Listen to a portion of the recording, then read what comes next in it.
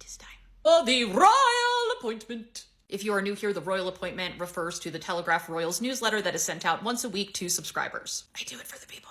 And this week's is about Philanthrocapitalism. JK.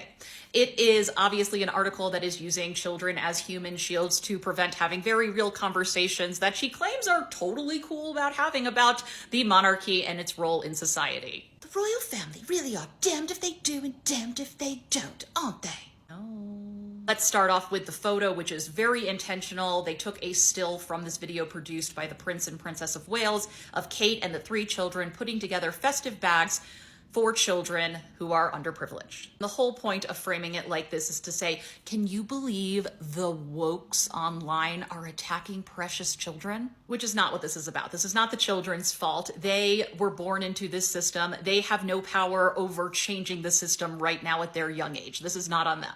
What people have a problem with, and we're going to turn to Dr. Laura Clancy's running the family firm for this one, is Philanthrocapitalism. In her book, she cites the work of Annette Weiner, who focuses on the paradox of keeping while giving, where inalienable possessions, things that cannot be traded and are conserved through inheritance, the crown jewels are but one example, are hoarded, while symbolic replacements are offered as a form of exchange, even while it reproduces inequalities. She goes on to describe how this reflects forms of philanthrocapitalism, which describes how philanthropy functions as a form of capital to make corporations and/or wealthy individuals look good, which then offsets inequalities as well as generating more capital from customers drawn to a socially responsible company. Sum it up, the royal family creates buy-in by doing these kind of charitable operations, but not at the expense of their bottom line and their security. She writes that naturally the foursome have received criticism from some less charitable quarters for normalizing baby banks. The foursome means Kate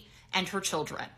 And I am here to say that anyone that actually wants to have a serious conversation about this is not bringing the children into it. Again, this is just a way to divert and deflect. People have every right to question why, in a world where royals have this much money, a lot of money, and this thing, why with a family this rich that is in part funded by the government, why in that same country does there exist such growing inequality? Why in a world of publicly funded billionaires are there also people who need to go to food banks, to baby banks, who cannot buy their children any presents, who cannot afford to heat their homes in the winter? That is what people want to know, and they deserve to know. Whew. Okay, moving right along.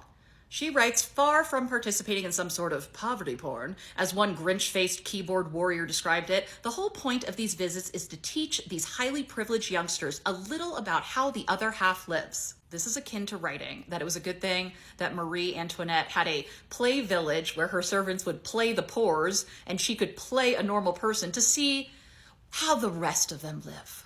Poor people do not exist to teach you a lesson. Poor people are not a PSA. They are not an after-school special.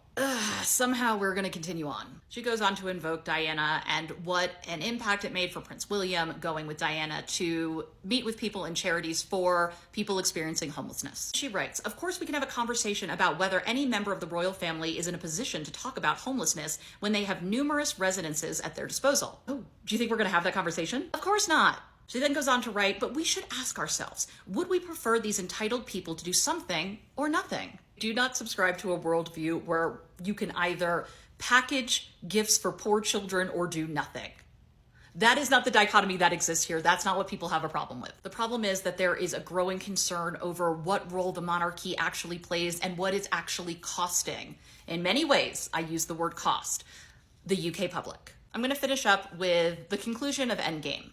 In the conclusion of Endgame, Omid Scobie invokes the Samuel Beckett masterpiece, Endgame, and the conversation between the servant Clove and his elderly and frail master, Ham. Clove says to his master, I use the words you taught me. If they don't mean anything anymore, teach me others, or let me be silent. At first, Ham believes there is no reason for anything to change, but Clove reminds him, in an unemotional way, it may be the end. Scobie writes, quote, the monarchy is now running out of meaningful words, especially if it ignores a public trying to teach it new ones, end quote. This situation is one way that the public is trying to teach the monarchy new words and tell them what they want to see from the institution. These conversations are practically a non-starter, especially when people whose job it is to provide a check on power see it as their job to protect the powerful.